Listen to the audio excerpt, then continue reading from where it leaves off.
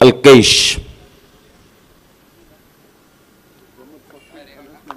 यावेळेला बॅकफुटला गेले, स्क्वेअर ऑफ द विकेट खेळला, क्लास क्वालिटी दर्जाचा स्क्वेअर ऑफ द विकेट येतोय, खणखणीत दर्जेदार उमरोळीच्या shot. Timing, technique and talent या चारही गोष्टींचा अवलंब पाहायला मिळाला. ऑन साईडला अक्कुटप्प्याचा चेंडू होता, वेळ होता तेवढा वेट अँड वॉच केलं, मात्र चेंडू मिळणं नामुमकिन. जणू काही 4 धावांची मोहर उमटवली या चेंडूवर मार्कवर. यावेळेला पहिला स्विचिटचा फटका अगदी मात्र यावेळेला प्रॉपरली नव्हता, परंतु मिस टायमिंग होत असताना चेंडू सीमारेषा पलीकडे निघून जाईल.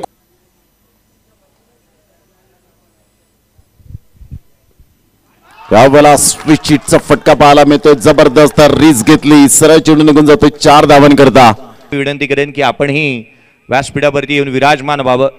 आज महाराष्ट्र पोलीस दलाचं इथे सातत्यपूर्ण जय जयकार होत असताना पाहायला मिळेल. ऑन साइडला केलेला हा स्ट्रोक नटराज स्टाईलने चेंडू सीमारेषेच्या बाहेर पार्टी जॉईन केली आहे. संदेश धारने बॅटिंग करताय. यावेळेचा स्ट्रोक सेट डाऊन ग्राउंड. चेंडू मात्र सरळ ट्रॅव्हल होत असताना ना होतं लेंथ वरती कंट्रोल, ना होतं लाईन वरती नियंत्रण. हे फक्त फलंदाजाला आवाचं ग्रामदेवक नाचनदेवी मातेचाही आपण उल्लेख करायला हवा. मैदानाच्या आतमध्ये फ्लॅट फिल्डर के मस्तक पे दस्तक देती हुई गेंद, captain leading from the front. Pitch म्हणा, परिपूर्ण ट्रॅक्टर पासून खऱ्या अर्थानं खोदण्यापासून ती पिच, तदनंतर कॅमेरा वर्क म्हणा, तदनंतर आपण पाहिलं तर समालोचन म्हणा, या संपूर्ण मात्र या वेळेला आपण पाहतायत अंमलबजावणी करण्याचा जो मार्ग सर्वा नितेश पाटील यांचं आणि त्यांच्या टीमचं.